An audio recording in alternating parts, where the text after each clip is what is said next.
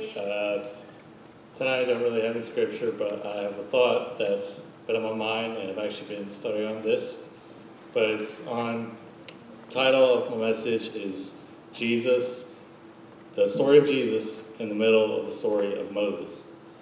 And this is known in most scriptural texts as prophetic parallels, where something is prophesied through the life of someone else and comes to fruition through the life of another. One of which is prophesied in the life of Moses and comes to fruition through Jesus.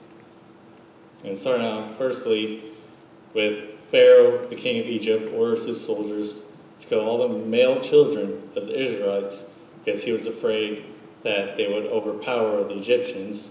Moses escaped because his mother threw in a basket and was sent down the river. King Herod, later on, did the same thing when he heard about Jesus being born. He ordered that all the male children of Israel be killed that were of the age that Jesus would be at. That's right. But God was able to warn Mary and Joseph and sent them to Egypt. Then when it came time for another point is where Moses left his royal status as Prince of Egypt and was willing to join the low status of his people in order to save them. In the same way, Jesus left from his royalty in heaven at the right hand side of the Father to join the low status of humanity in order to save us. When Moses began his work for God, his entire mission was to save the Israelites from slavery to the kingdom of Pharaoh. Jesus said himself that his mission is to save mankind from slavery to the kingdom of Satan. Yes, he did. Yes, he did. Before Moses began his ministry, he spent 40 days fasting in the mountains in preparation for what God would have him to do. That's good. In the same way, Jesus also spent 40 days fasting in the wilderness on mountains to prepare for what God would have him do. In the same way, Moses performed signs and wonders to the people believed in because of them and all God did through him. But after he went onto the mountain to meet God, he took a long time to return. The people started to turn on him. They started to wonder, where is God and where are the miracles and wonders that we saw earlier? And many of them stopped believing because they thought Moses would never return. In the same way, Jesus also performed mighty miracles and signs and wonders.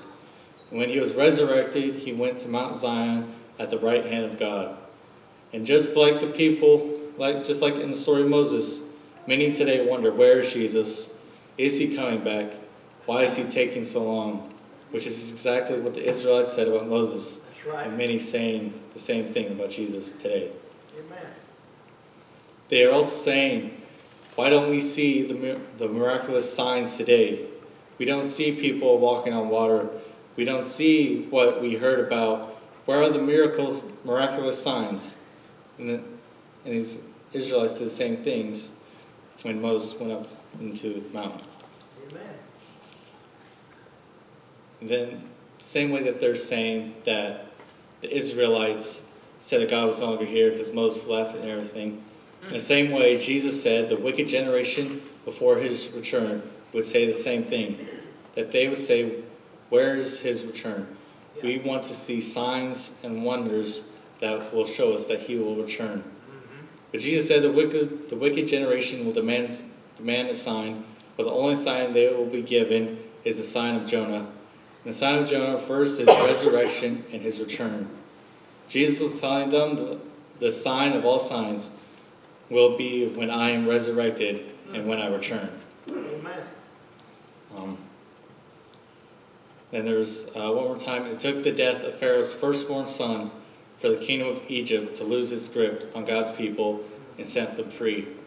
In the same way, it took the death of God's firstborn son, Jesus, to make the kingdom of darkness to lose its grip on God's people and set them free. It was the story of Moses that foretold us that it would be the loss of a firstborn son that would lead to the freedom of God's people. Before Jesus was born, his entire life was predicted in the Old Testament. Man, that's awesome, man. Amen.